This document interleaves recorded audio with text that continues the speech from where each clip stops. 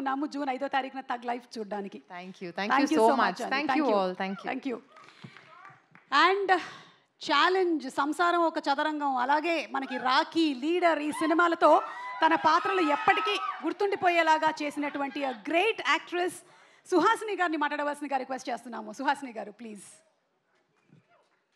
Hello Suma గారు, అందరికీ నమస్కారం.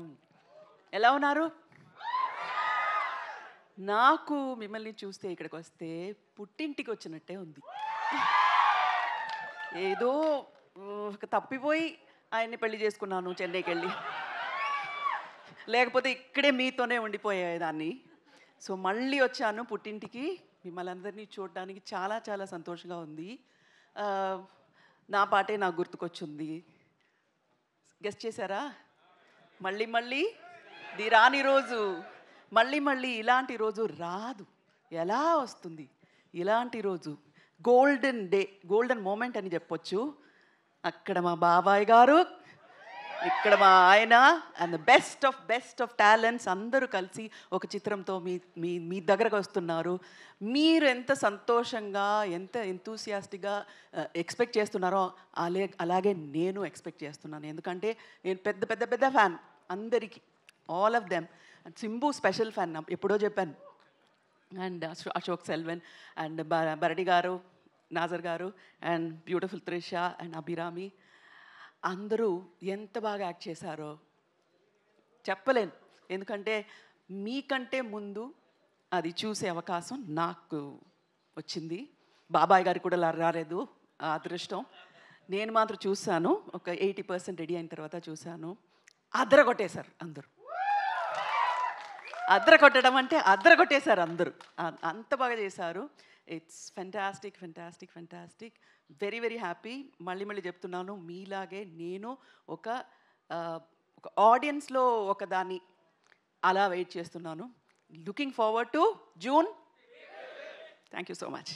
సుహాసిని గారు, ఇంత పెద్ద సినిమాలు డైరెక్ట్ చేసేటువంటి మా మణిరత్నం గారిని మీరు ఏ విషయంలో ఇంట్లో డైరెక్ట్ చేస్తుంటారు? డైరెక్ట్ చేస్తే మీరు ఒప్పుకుంటారా? Will you listen to whatever I say Mani?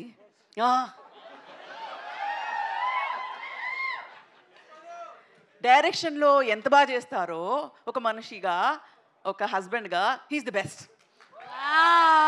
Super. ఇంతకన్నా పెద్ద బిరుదు ఇంకొక హస్బెండ్కి అక్కర్లేదు అనుకుంటాను. That's the best thing that you have given.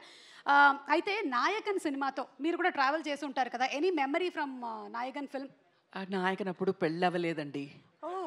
ఆయనతో ఎవరు మాట్లాడతారు? ఆయన ఎవరని నాకు తెలియదు అప్పుడు. ఇది కొత్త డైరెక్టర్. కానీ పిక్చర్ చూసిన తర్వాత ఫోన్ చేసి ఫుల్ కొట్టేశాను, కత్తి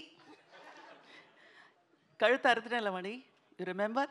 I saw the film. Nayakan చూసిన తర్వాత ఫోన్ చేసి ఒక 15 నిమిషాలు మాట్లాడాను. ఆ తర్వాత నాకు అర్థమైంది, ఈ మణిరత్నం అనే నాకు అంత బాగా తెలియదు, ఎందుకు ఇలా 15 minutes మాట్లాడాను అని నాకే అర్థం కాలేదు ఆ రోజు. It's one of the best films I have seen. And Mani Ratnam గారు ఫిలిమ్స్లో నాకు బాగా నచ్చింది నాయకన్. అలాగే మా బాబాయ్ గారి ఫిలిమ్స్లో కూడా నాకు బాగా నచ్చింది నాయకన్.